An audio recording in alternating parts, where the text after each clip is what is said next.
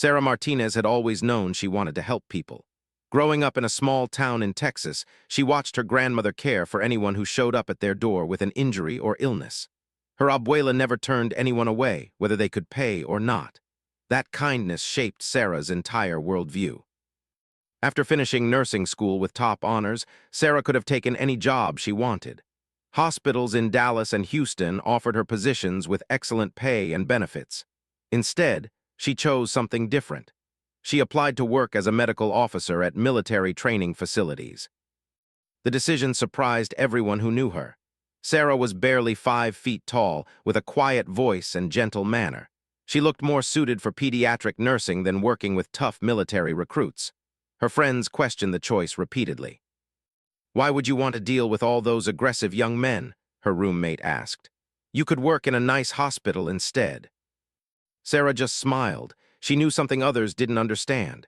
Some of the strongest people she had ever met appeared gentle on the outside. Her grandmother had been like that, small in stature but incredibly tough when it mattered. The Military Medical Corps accepted her application immediately. Her academic record was outstanding, and she had completed additional training in emergency medicine and trauma care. What they didn't know was that Sarah had also spent years learning other skills. Her father had been concerned about his daughter living alone and traveling to different places for work. He insisted she learn to protect herself. Sarah spent 5 years studying various martial arts, starting with basic self-defense and progressing to advanced techniques. She earned black belts in 2 different disciplines and became proficient with firearms. She never talked about this training with colleagues or friends. It wasn't part of her professional identity. Sarah saw it as personal insurance, like wearing a seatbelt or having good health coverage. She hoped never to need those skills. Her first assignment was at Fort Carson in Colorado. The base commander initially seemed skeptical about having such a young, small woman working with his trainees. During their first meeting, Colonel Williams looked her up and down with obvious doubt. "Miss Martinez, I have to ask if you're sure about this assignment," he said.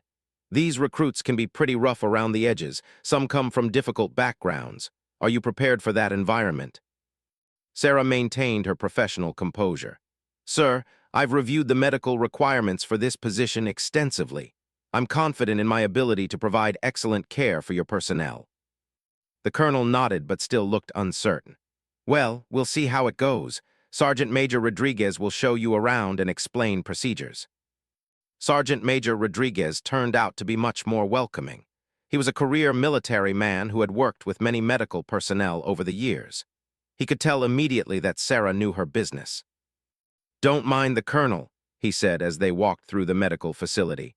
"He's old school and sometimes forgets that competence comes in all packages. You'll do fine here." The medical facility was well equipped, but busy. Sarah would be responsible for everything from treating minor injuries to handling serious emergencies. The nearest civilian hospital was 30 minutes away, so she needed to be prepared for anything. Her first week went smoothly. Sarah treated sprained ankles, cut hands, and the occasional case of food poisoning. The recruits were initially surprised by her appearance, but quickly learned to respect her knowledge and skill. She had a way of putting people at ease while still maintaining professional boundaries. One recruit, Private Johnson, came in with what he claimed was just a minor cut on his hand. Sarah could tell immediately that something else was bothering him.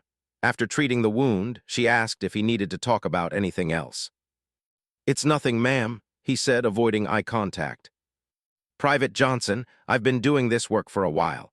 Sometimes what brings people to see me isn't the same as what they really need help with." The young man's shoulders sagged.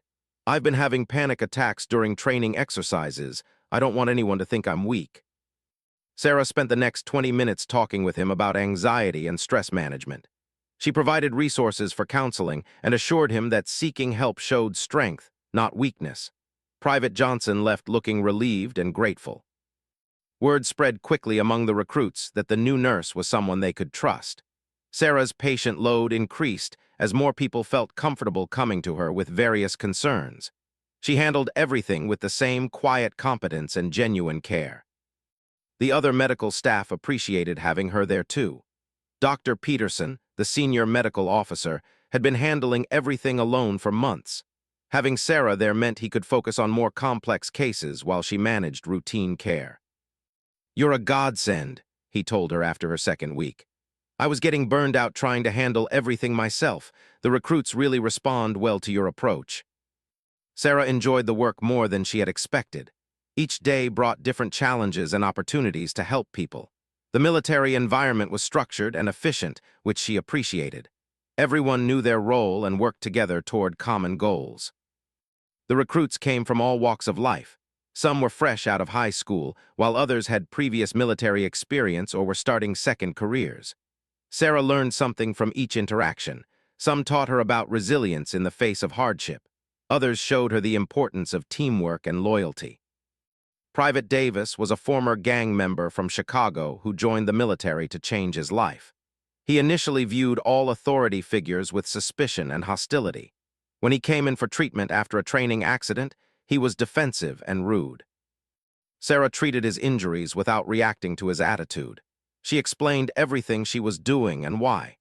When he made a disparaging comment about military medical care, she simply nodded and continued working. "You're not what I expected," he said eventually. "What did you expect?" "Someone who would lecture me about respect and following orders. Someone who would make me feel stupid for getting hurt." Sarah finished bandaging his arm. "Everyone deserves good medical care, regardless of their background or attitude. My job is to help you heal, not to judge you." Private Davis returned several times over the following weeks, always with minor issues that could have been handled by the regular first aid staff. Sarah realized he was looking for someone to talk to. She listened without judgment as he shared his fears about fitting in and succeeding in his new environment. "I've never been good at anything," he admitted during one visit. "I'm afraid I'll mess this up like everything else." "What makes you think you'll mess this up?" "Because that's what I do. I make bad choices and hurt people who try to help me." Sarah considered her words carefully. "The fact that you're worried about making good choices tells me you've already changed more than you realize. People who don't care don't worry about these things." Private Davis eventually became one of the most motivated recruits in his unit. He stopped by the medical facility occasionally just to update Sarah on his progress. She took pride in seeing him develop confidence and purpose. Not every interaction was so positive. Some recruits resented having to see a female medical officer, especially one who looked younger than many of them. A few made inappropriate comments or questioned her qualifications. Sarah handled these situations with professional firmness.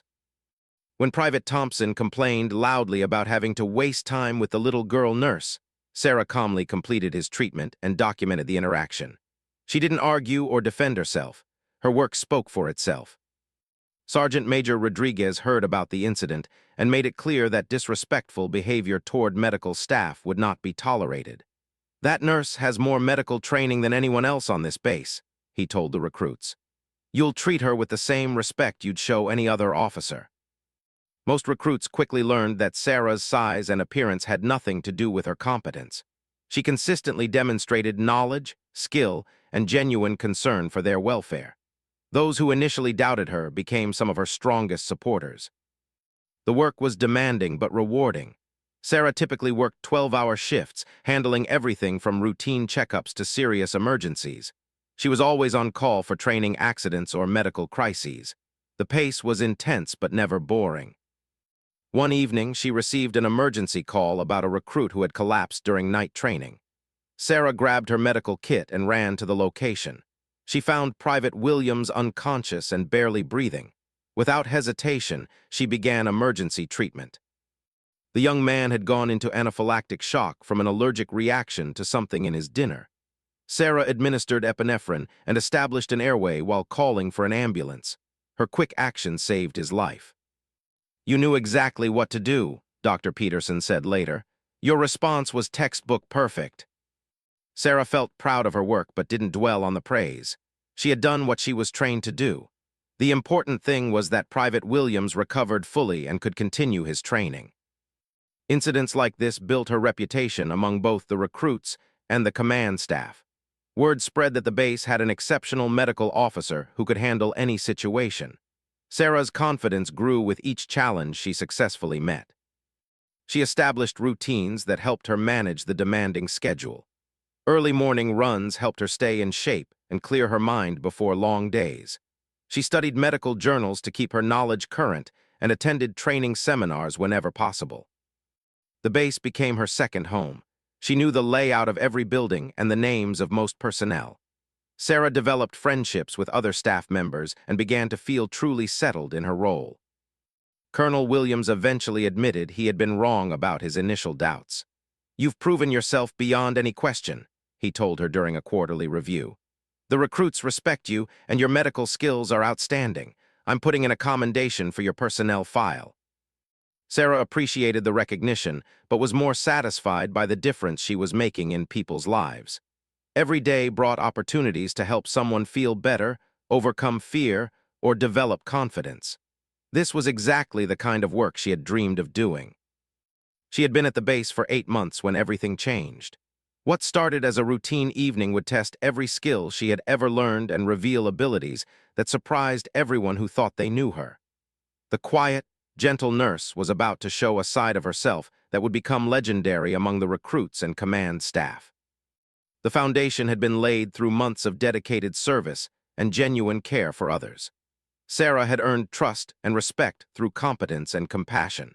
She had no way of knowing that all of this preparation was leading to a moment that would define her career and potentially save many lives. As she finished her shift that Tuesday evening, Sarah felt satisfied with another successful day of helping people. She had no idea that tomorrow would bring challenges unlike anything she had faced before. The quiet camp routine was about to be shattered by an incident that would test every aspect of her training and character. The recruits saw her as their caring, competent nurse. The command staff appreciated her professionalism and medical expertise. Soon, everyone would discover that there was much more to Sarah Martinez than anyone had imagined. The gentle healer was also a warrior, trained and ready to protect those under her care when the situation demanded it. Wednesday morning started like any other day at Fort Carson. Sarah arrived at the medical facility before dawn, as was her habit. She liked the quiet hours before the base came fully to life. It gave her time to review patient files, check supplies, and prepare for whatever the day might bring. The first few hours passed routinely. Sarah treated a recruit with a sprained wrist from a training exercise, updated vaccination records, and conducted routine physicals for new arrivals. Dr. Peterson was attending a medical conference in Denver, leaving Sarah to handle all medical matters for the day. Around 10 in the morning, Sergeant Major Rodriguez stopped by to discuss arrangements for an upcoming field training exercise. They needed to coordinate medical support for troops who would be training in remote areas of the base. "We'll have about 200 recruits spread across 3 different locations," he explained. "I want to make sure we have proper medical coverage in case of emergencies." Sarah reviewed the locations and distances on a map. "I can set up a mobile aid station at the central location. From there, I can reach any of the training areas within 10 minutes if needed." "That sounds perfect. The exercise runs from Monday through Friday next week. Think you can handle that workload alone?" "Absolutely. I'll prepare additional medical supplies and coordinate with the ambulance service in case we need emergency transport." As Rodriguez prepared to leave, alarms suddenly began blaring throughout the base. Both Sarah and the sergeant major froze, listening to the pattern of the alarm. It was not a drill signal they recognized. Rodriguez's radio crackled to life immediately. "All personnel, this is base security. We have an armed intruder on the grounds. Lockdown procedures are now in effect. All personnel take shelter immediately and await further instructions." Rodriguez grabbed Sarah's arm. "We need to secure this facility right now. Lock all doors and windows. Don't let anyone in unless you're certain of their identity." Sarah's training kicked in immediately. She began moving through the medical facility, checking locks and drawing curtains. The building had multiple entrances and several large windows facing the main part of the base. She needed to secure everything quickly. "Where did the intruder enter?" she asked Rodriguez, who was coordinating with security through his radio. "Unknown at this time. Security is trying to establish his location and intentions. Could be anywhere on the base." Sarah finished securing the building and gathered emergency supplies. If the lockdown continued for hours, she needed to be prepared to treat anyone who might be injured. She also thought about the recruits who would be scattered across the base in various training areas. Sergeant Major, what about the recruits who are out on training exercises? Are they being notified? Security is working on that now. Some of the training areas are pretty isolated. It might take time to reach everyone. Rodriguez's radio crackled again. All units, be advised that the intruder is armed and appears to be moving toward the main training areas. He has already bypassed 2 security checkpoints. Consider him extremely dangerous. Sarah felt her stomach drop. The main training areas were where most of the recruits would be at this time of day. Hundreds of young men and women were potentially in danger from someone who had already proven he could evade security. I need to get out there, she said. If people get hurt, they'll need immediate medical attention. The nearest hospital is 30 minutes away. Rodriguez shook his head firmly. Absolutely not. Your orders are to stay here and maintain security of this facility. You're not trained for this kind of situation. Sarah almost smiled at that comment. Rodriguez had no idea what kind of training she actually had, but arguing about it wouldn't help anyone. Instead, she focused on what she could do from her current position. Can we establish communication with the training groups? I want to know if anyone needs medical assistance. Security is working on that. For now, we wait. The next 30 minutes felt like hours. Radio chatter indicated that the intruder was still at large and moving through the base. Security teams were trying to track him, but he seemed to know the layout well and was staying ahead of their search pattern. Sarah organized medical supplies and prepared for potential casualties. She set up multiple treatment areas within the facility, anticipating that she might need to handle several injured people simultaneously. Every few minutes, she checked the radio for updates. Finally, Rodriguez's radio delivered the news they had been dreading. All units, the subject has entered training area Charlie. We have reports of shots fired. Medical assistance requested immediately. Training area Charlie was where the newest recruits were conducting basic combat training. Sarah knew that at least 50 young men and women were in that area, most of them with limited military experience and training. I'm going, Sarah announced, grabbing her emergency medical kit. Nurse Martinez, I'm ordering you to stay here. This is a combat situation, not a medical emergency. Sarah looked Rodriguez directly in the eyes. Sergeant Major, with respect, if people are injured, it absolutely is a medical emergency. Every minute of delay could mean the difference between life and death for those recruits. Before Rodriguez could respond, Sarah was moving toward the door. She had made her decision based on her oath to provide medical care to anyone who needed it. The danger to herself was secondary to her duty to help others. Rodriguez caught up with her at the door. If you're determined to do this, I'm coming with you, but we go in my vehicle and you follow my lead on security matters. They climbed into Rodriguez's military jeep and raced toward training area Charlie. The base roads were empty except for security vehicles moving in the same direction. Sarah could see armed personnel taking defensive positions near various buildings. What do we know about this intruder? She asked as they drove. Not much yet. He's definitely military trained based on how he's moving. He's armed with at least one rifle and possibly other weapons. Security thinks he might be a former service member with some kind of grievance. Sarah processed this information while checking her medical supplies. Military training meant the intruder would be skilled and dangerous. It also meant he might specifically target other military personnel, including the recruits she was racing to help. As they approached training area Charlie, they could hear sporadic gunfire in the distance. Rodriguez parked the jeep behind a concrete barrier about 200 yards from the training area buildings. Several other vehicles were already there, including security teams and base command personnel.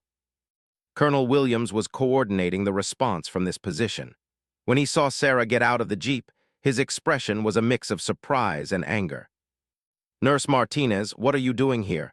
This is an active combat situation. Sir, I'm here to provide medical support for any casualties. It's my duty and responsibility.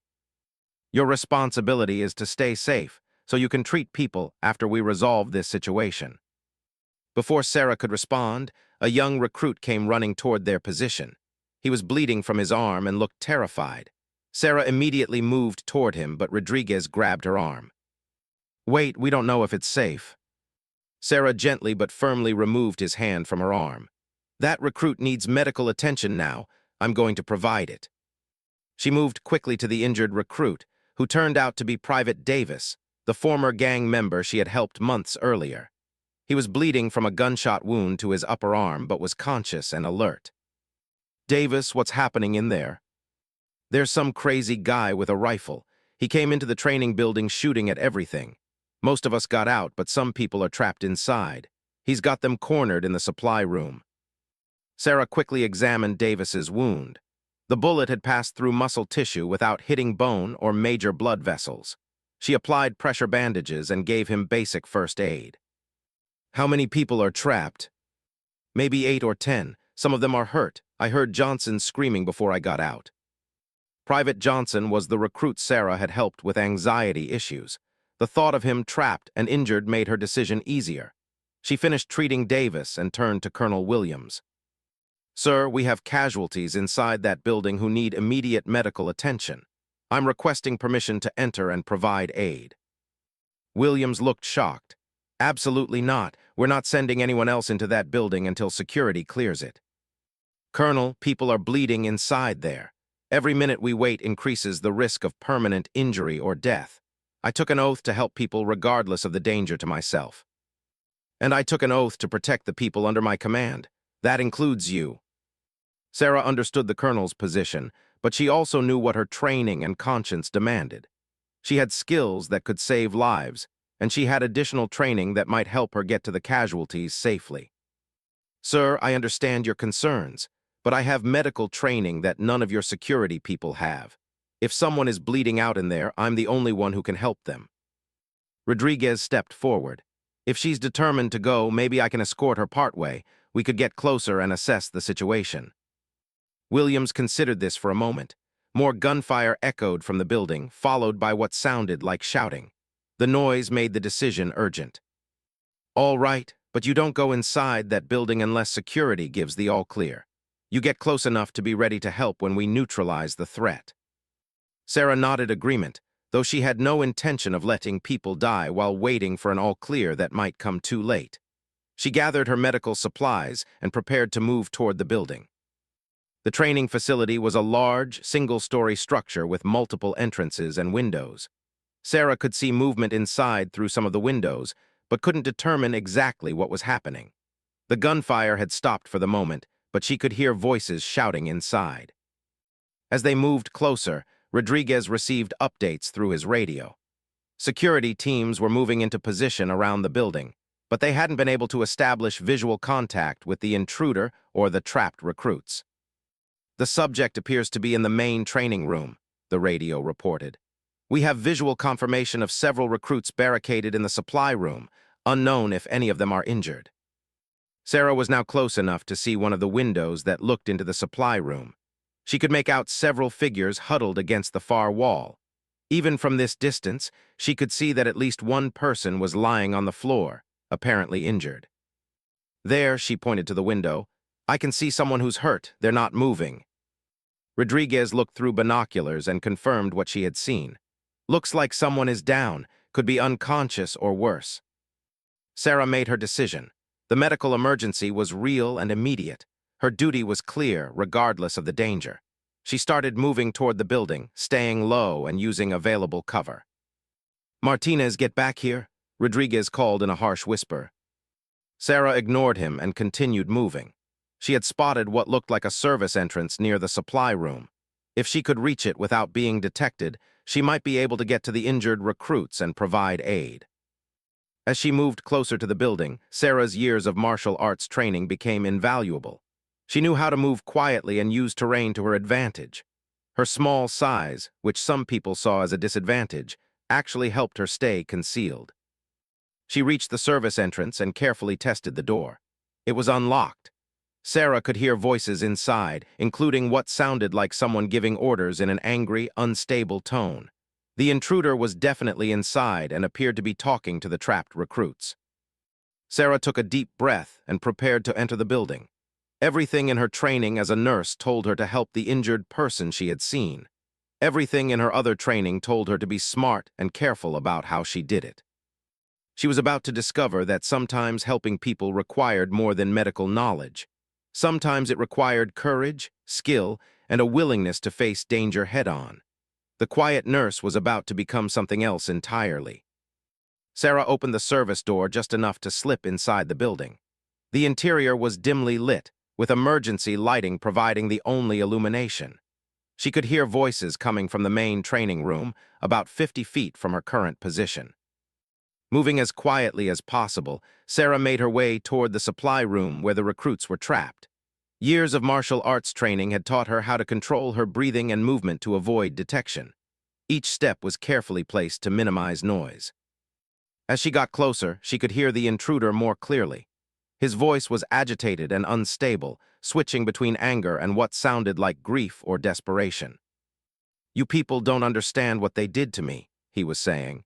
20 years of service and they threw me away like garbage, said I was mentally unstable, said I couldn't handle the pressure anymore. Sarah recognized the classic signs of someone experiencing a severe psychological break. The man was clearly a veteran who felt betrayed by the military system he had served. Understanding his mental state might help her figure out how to handle the situation. She reached the supply room and carefully looked through the small window in the door. 8 recruits were huddled inside, including Private Johnson, who appeared to be conscious but frightened. On the floor near the door, Private Kelly lay motionless with what looked like a significant head injury. Sarah tapped very lightly on the window to get the recruit's attention. Private Johnson looked up and his eyes widened in surprise and relief. Sarah put her finger to her lips to indicate silence, then pointed to the door lock. Johnson understood immediately and carefully moved to unlock the door from inside. Sarah slipped into the supply room and immediately went to check on Private Kelly. The young woman had been hit by something heavy and was unconscious with a possible concussion. "What happened to her?" Sarah whispered. "When the shooting started, she tripped and hit her head on the equipment rack," Johnson explained quietly. "She's been out for about 10 minutes. Sarah quickly assessed Kelly's vital signs. Her pulse was strong, but her breathing was shallow. The head injury was serious but not immediately life-threatening if she received proper care soon. However, moving her without proper equipment could be dangerous. "Is anyone else injured?" "Peterson has a cut on his leg from broken glass, and Rodriguez twisted his ankle pretty bad when we ran in here. But Kelly is the worst." Sarah looked around the supply room. It was large enough to hold the group but had only one entrance. If the intruder decided to check this room, they would all be trapped with no way to escape. From outside the room, she could hear the intruder continuing to rant about his treatment by the military. His voice seemed to be moving closer to their location. Sarah realized they needed to act quickly before he discovered them. "Listen carefully," she whispered to the recruits. "I need all of you to stay calm and do exactly what I tell you. We're going to get out of here, but it has to be done right." The recruits nodded, looking at her with a mixture of hope and confusion. They knew her as the gentle nurse who bandaged their cuts and listened to their problems. Seeing her take charge in this dangerous situation was reassuring but surprising. Sarah assessed their tactical situation with skills she had never revealed to anyone at the base. The supply room had the one entrance they had used, plus a small window high on the opposite wall. The window was too small and high for most people to use, but Sarah's small size might allow her to reach it. "Johnson, you and Martinez help me move Kelly away from the door. Peterson, can you walk on that injured leg?" "Yes, ma'am, it's not too bad." "Good. Rodriguez, how's your ankle?" "I can manage for short distances." Sarah was formulating a plan, but it required her to take significant personal risk. The intruder was clearly unstable and armed. However, the alternative was waiting for rescue that might not come in time to save Private Kelly or prevent the situation from escalating further. The intruder's voice was getting louder and more agitated. Sarah could tell he was moving through the building, possibly searching for more people to confront. It was only a matter of time before he found the supply room. "I'm going to create a distraction," Sarah told the recruits. "When I do, I want all of you to move to the far corner and stay as low as possible. Johnson, you're in charge of Kelly. Don't try to move her unless I tell you to." "What kind of distraction?" Johnson asked, looking worried. Sarah checked her watch. It had been almost an hour since the lockdown began. Security teams outside were probably getting ready to breach the building, but that could trigger a violent response from the intruder that might endanger the recruits. I'm going to go talk to him, she said simply. The recruits looked at her with shock and disbelief. The idea of their small, gentle nurse confronting an armed, unstable veteran seemed insane to them. Ma'am, you can't do that. He's got a rifle and he's already shot at people. You'll get killed. Sarah had made her decision based on several factors. First, someone needed immediate medical attention that she couldn't provide while they remained trapped. Second, the longer this situation continued, the more likely it was to end badly for everyone involved. Third, her training in crisis intervention and de-escalation might actually help the situation. What the recruits didn't know was that Sarah also had other skills that gave her confidence in her ability to handle a dangerous confrontation. Years of martial arts training had taught her how to read people's movements and intentions. More importantly, it had taught her how to disable threats quickly when necessary. I need you to trust me on this, she said. I have training you don't know about. More importantly, that man outside needs help just as much as Private Kelly does. He's not evil, he's sick. Sometimes helping people means taking risks. The intruder's voice was now very close to the supply room. Sarah could hear his footsteps moving along the hallway. She had to act immediately. She moved to the door and listened carefully. The footsteps stopped just outside. Sarah realized he had probably noticed that the door was slightly ajar. In a few seconds, he would either continue past or investigate the room. Is someone in there? The intruder's voice called out. I can hear you breathing. Come out now and nobody gets hurt. Sarah looked back at the recruits, who were pressed against the far wall in terror. Private Kelly was still unconscious and needed medical care urgently. There were no good options, only necessary ones. I'm coming out, Sarah called back. I'm unarmed medical personnel. I just want to help anyone who's injured. She opened the door slowly and stepped into the hallway with her hands visible. The intruder was about 10 feet away, pointing a military rifle in her direction. He was a man in his 40s, wearing civilian clothes but moving with military precision. You're the nurse, he said, recognizing her uniform. What are you doing here? This is a combat zone. You're right, it is a combat zone. That's exactly why I'm here. People are hurt and they need medical attention. That's my job. The man studied her carefully. Sarah could see the internal struggle in his eyes. Part of him was still the professional soldier who respected medical personnel and their mission. Another part was consumed by anger and desperation. They sent you in here to distract me, he said suspiciously. You're working with them. No one sent me. I came because I saw injured people and my oath requires me to help them, just like your oath required you to protect people. Sarah was using her training in crisis intervention, trying to connect with the part of him that was still rational. She could see that mentioning his military service had an impact. My oath, he laughed bitterly. They threw my oath away when they kicked me out. 20 years of loyal service and they said I was broken, said I couldn't do the job anymore. What happened? Sarah genuinely wanted to understand his situation. Part of her approach was tactical, trying to keep him talking and calm him down. But part was also sincere compassion for someone who was clearly suffering. I lost my squad in Afghanistan. IED took out our vehicle. I was the only survivor and I couldn't save any of them. The guilt ate me alive. Started having nightmares, panic attacks, couldn't focus. They said I had PTSD and wasn't fit for duty anymore. Sarah could see the pain behind his anger. This was a man who had served his country honorably and then felt abandoned when he needed help the most. The military's handling of mental health issues had clearly failed him. That must have been incredibly difficult, losing your squad and then feeling like the institution you served abandoned you. You don't understand. Those recruits in there, they're just kids. They don't know what's coming. They don't know that the system will chew them up and spit them out when they're broken. Sarah realized that his anger wasn't random violence. In his distorted thinking, he believed he was trying to save the recruits from the same fate he had suffered. This understanding gave her a potential way to reach him. You're right that they're young and inexperienced, but hurting them won't protect them from what you went through. It will just create more trauma and pain. The man's grip on his rifle shifted slightly. Sarah could tell he was listening, even though he was still pointing the weapon at her.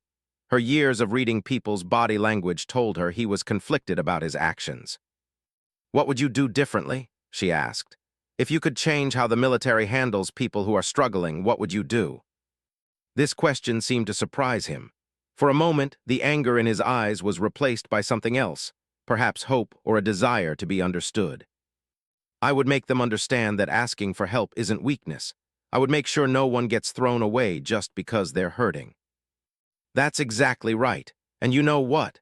There are people working on those exact changes, good people who care about veterans and want to improve the system. Sarah was slowly moving closer as they talked, not in a threatening way, but in the manner of someone who wanted to help. Her martial arts training had taught her to assess distances and angles without being obvious about it. "It's too late for me," the man said, his voice breaking. "I've already crossed the line. They'll never let me back now." "It's not too late. You haven't seriously hurt anyone yet. The recruits in that room are scared, but okay. You can still choose a different path." Sarah could see security personnel moving outside the windows. The conversation was buying time for them to get into position, but it was also serving a more important purpose. This man needed someone to hear his pain and validate his suffering. "What's your name?" she asked. "Sergeant First Class Marcus Thompson. Retired," he said with bitter emphasis on the last word. "Sergeant Thompson, I'm Nurse Sarah Martinez. I want you to know that I hear what you're saying about how the system failed you. That pain and anger you're feeling is completely understandable." Thompson's shoulders sagged slightly. Sarah could tell that being acknowledged and respected was having an impact on him. He had probably felt invisible and ignored for months or years. "But hurting these recruits won't fix what happened to you. They're not responsible for your pain, and they don't deserve to suffer because of it." Thompson looked toward the supply room door, then back at Sarah. She could see the internal battle playing out in his expression. The rational part of his mind was fighting against the desperation and rage that had brought him to this point. "You know what the worst part is?" Thompson said, his voice becoming more emotional. "I used to be like them, young, eager, believing that serving my country meant something. I thought if I did my job well and stayed loyal, the system would take care of me." Sarah nodded, maintaining eye contact while staying alert to his body language and the position of his weapon.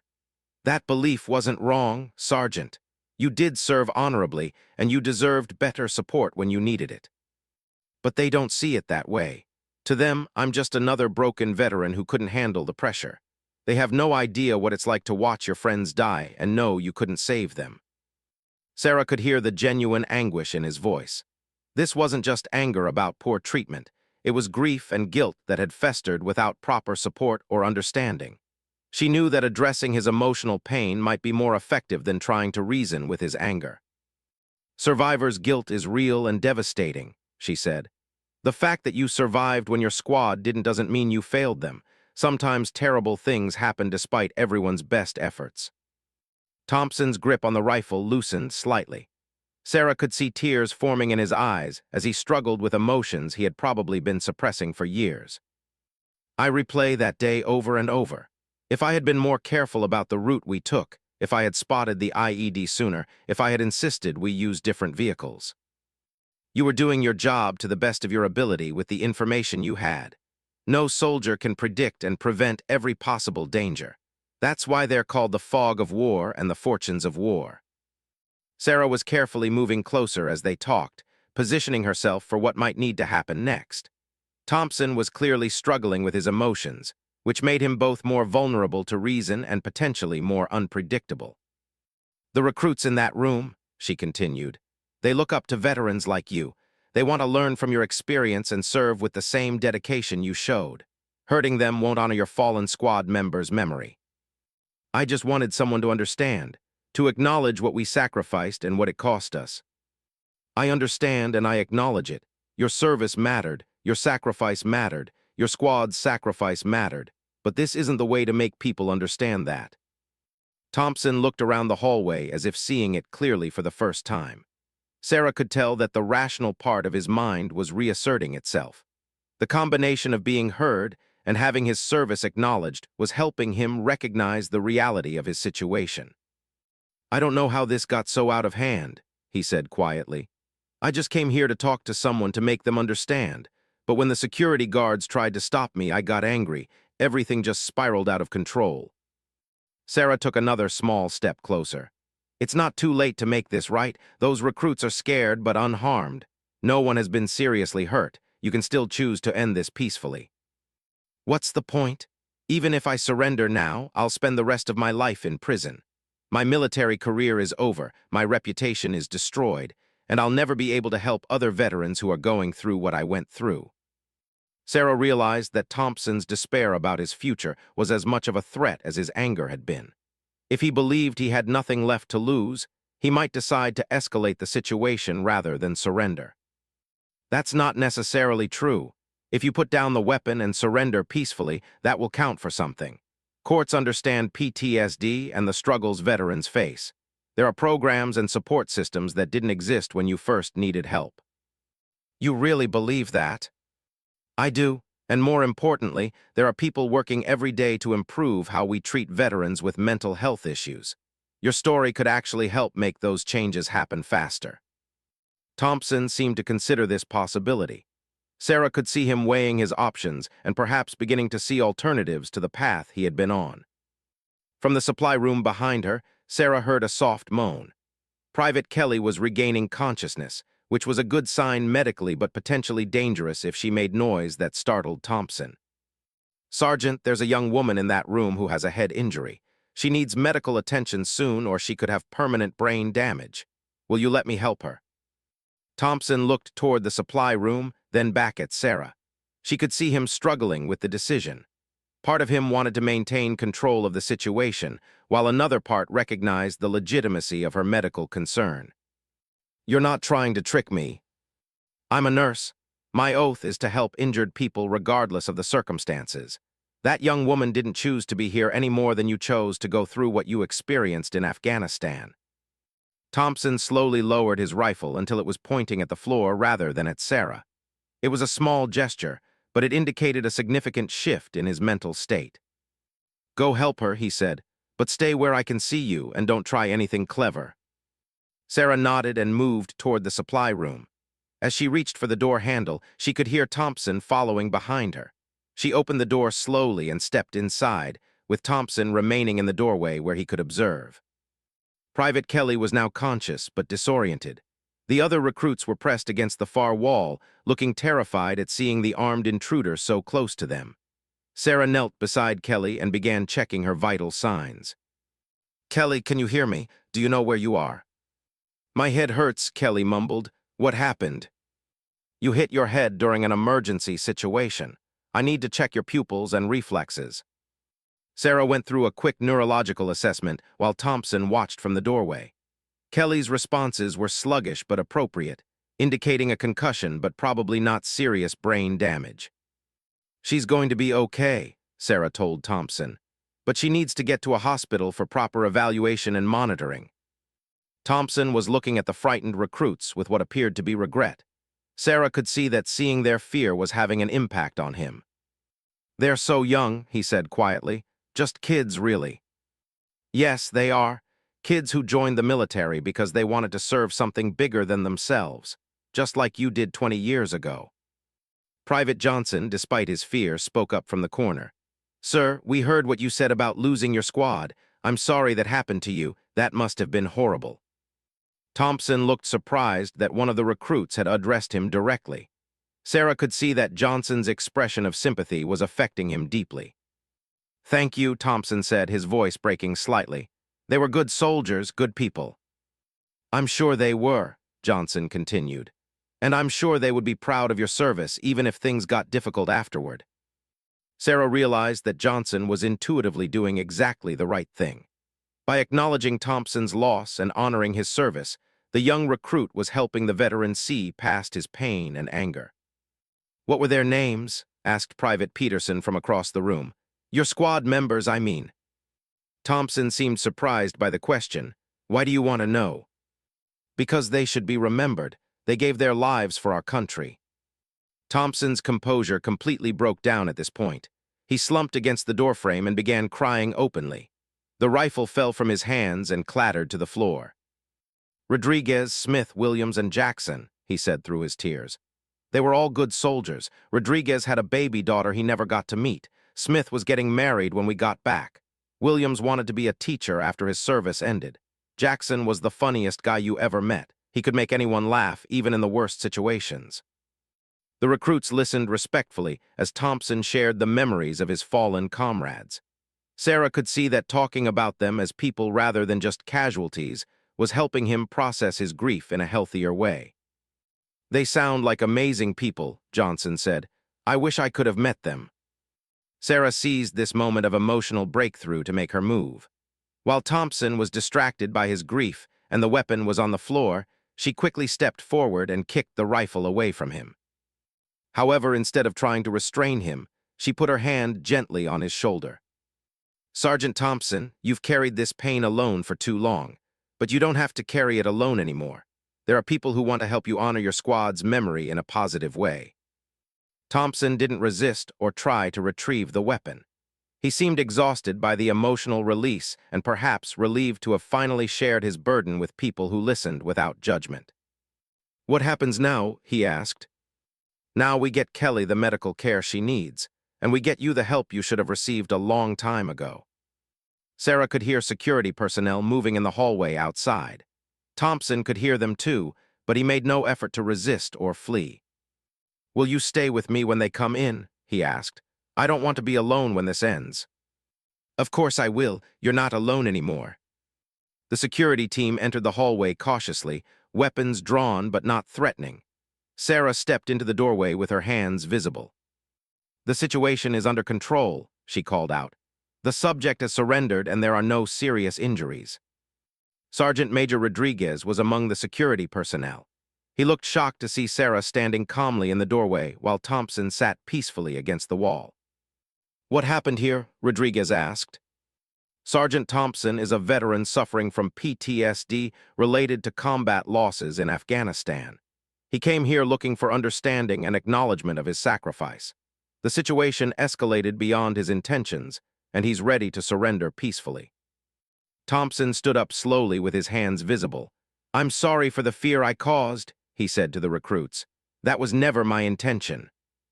As security personnel secured Thompson, Sarah began organizing the evacuation of the injured recruits. Kelly needed immediate transport to the hospital, and several others required medical evaluation for minor injuries and psychological trauma.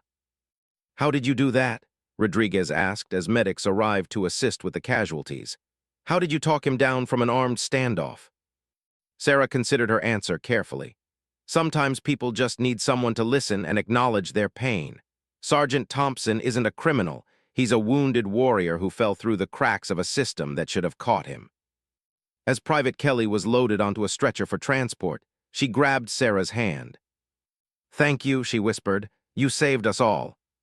Sarah squeezed her hand gently. "Just doing my job."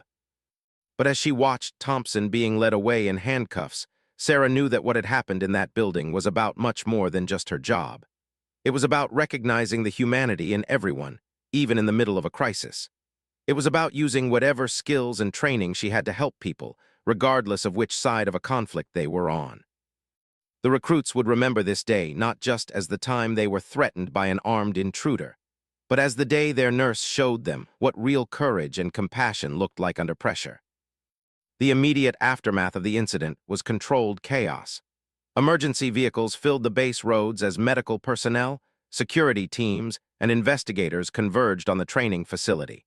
Sarah found herself at the center of multiple debriefings while simultaneously coordinating medical care for the affected recruits. Private Kelly was transported to Denver General Hospital, where doctors confirmed Sarah's assessment of a moderate concussion with no permanent brain damage. The other recruits received psychological evaluation and counseling to help them process the traumatic experience they had endured. Colonel Williams called Sarah into his office the following morning. She expected to face disciplinary action for disobeying orders and entering a dangerous situation without authorization. Instead, she found the colonel struggling to understand what had actually happened. "Nurse Martinez, I've read the preliminary reports from yesterday's incident. I have to admit, I'm having trouble reconciling them with what I know about you." Sarah remained at attention, waiting for him to continue.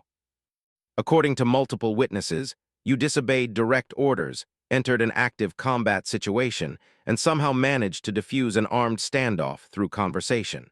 How exactly does a nurse acquire those kinds of skills?" Sir, I used my medical training and basic crisis intervention techniques. The subject was clearly suffering from untreated PTSD and needed someone to acknowledge his pain and service. Williams studied her carefully. The security team leader said you moved through that building like someone with military training. Rodriguez said you assessed the tactical situation better than most soldiers. And somehow, you convinced an armed, unstable veteran to surrender peacefully. Sarah chose her words carefully. Sir, I've had additional training in personal safety and crisis management. I felt that training might be useful in a medical career that could put me in unpredictable situations. What kind of additional training? Sarah realized she couldn't avoid revealing at least some of her background. The incident had made it impossible to maintain her low profile. I have black belts in 2 martial arts disciplines and training in firearms use and personal protection. My father insisted I learn to defend myself before pursuing a career that might put me in contact with dangerous situations. Williams leaned back in his chair, clearly surprised by this revelation. So when you entered that building yesterday, you weren't just a nurse trying to help injured people. You were someone with combat skills making a tactical decision. Sir, I entered that building as a medical professional responding to casualties who needed immediate care. Everything else was secondary to that responsibility.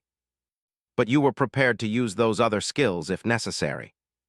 Sarah met his gaze directly. I was prepared to do whatever was necessary to protect those recruits and provide medical aid to anyone who needed it.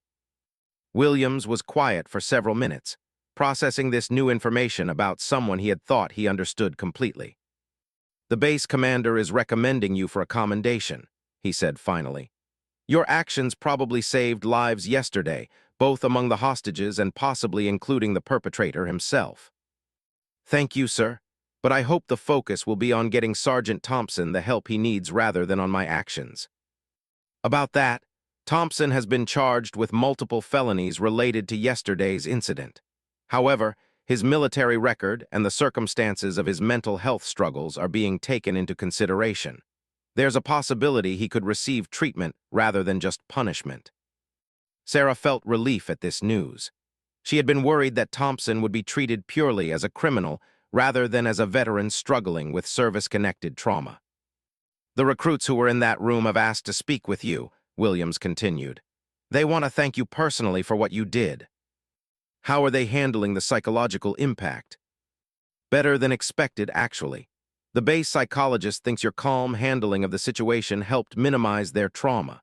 They saw you face a dangerous situation with courage and compassion, which gave them a model for processing their own fear.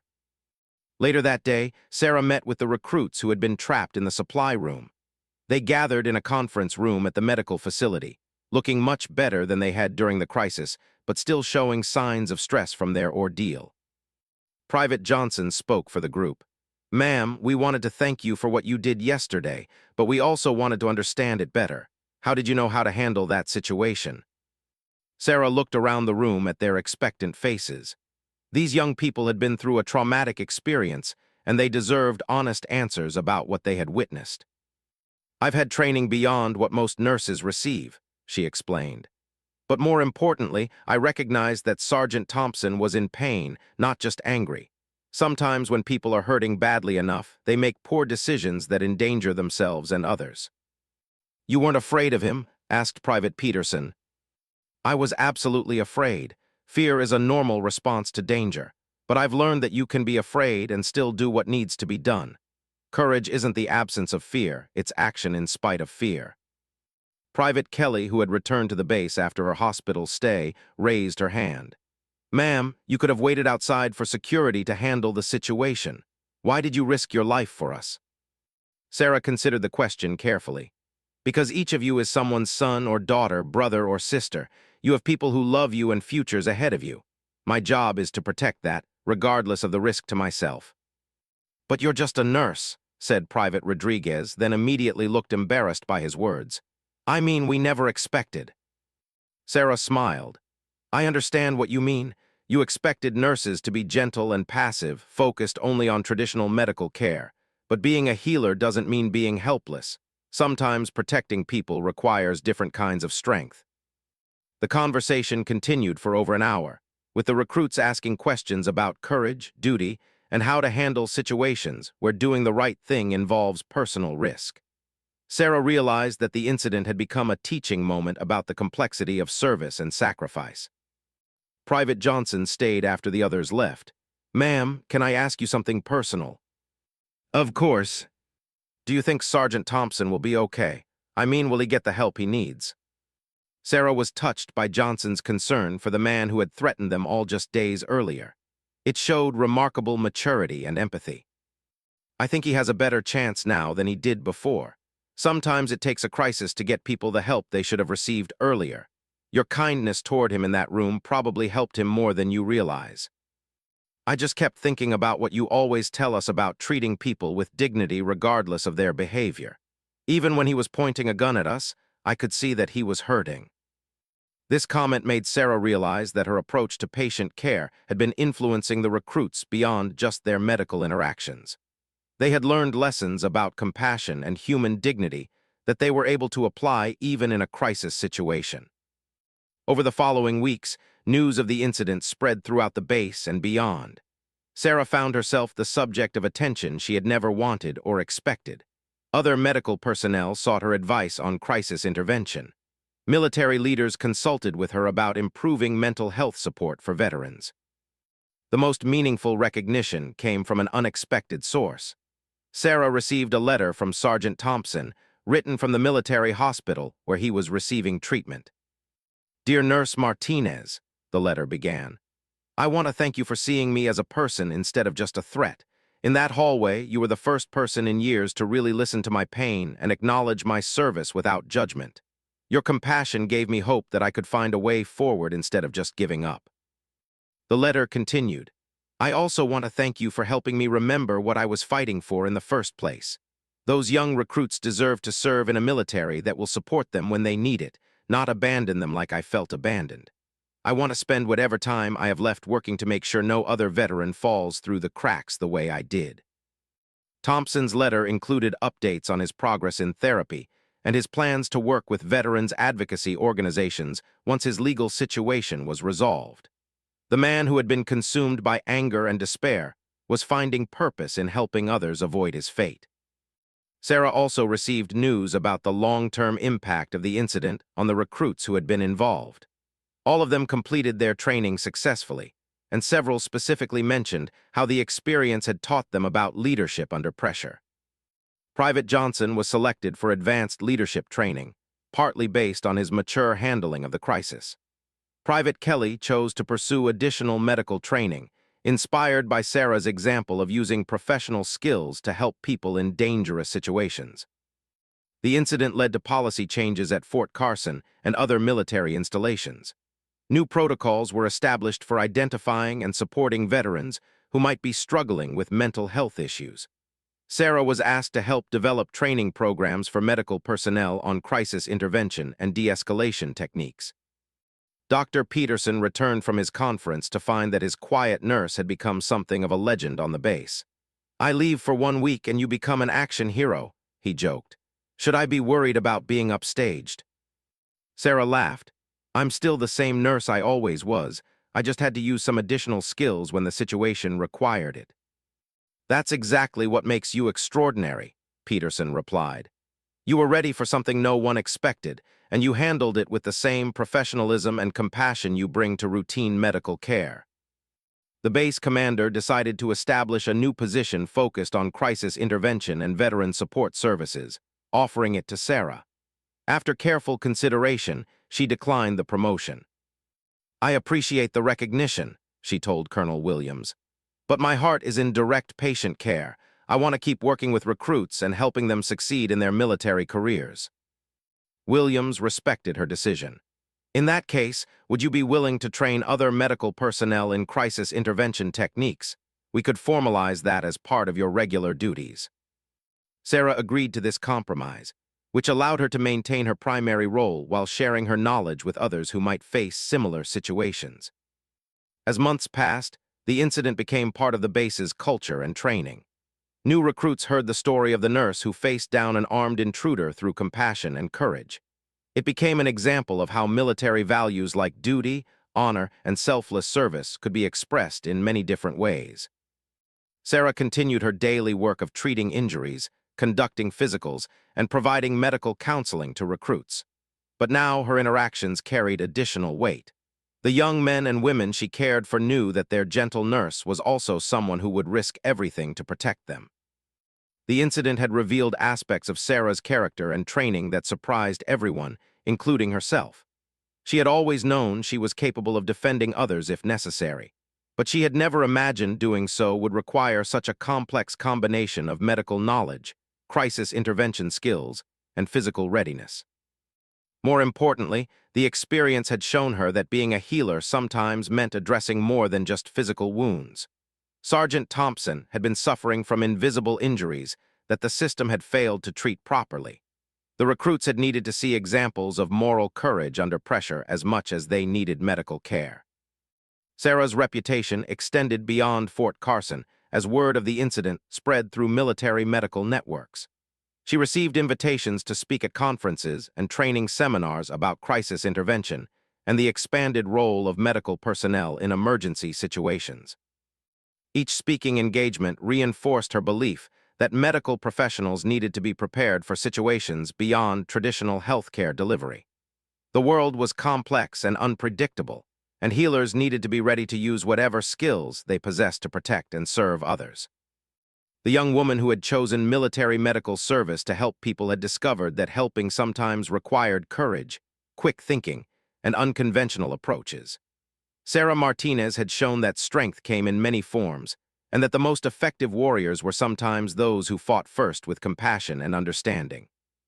Her story became proof that true service meant being ready for whatever challenges arose, using whatever talents and training were needed to protect others and uphold the values that made service worthwhile.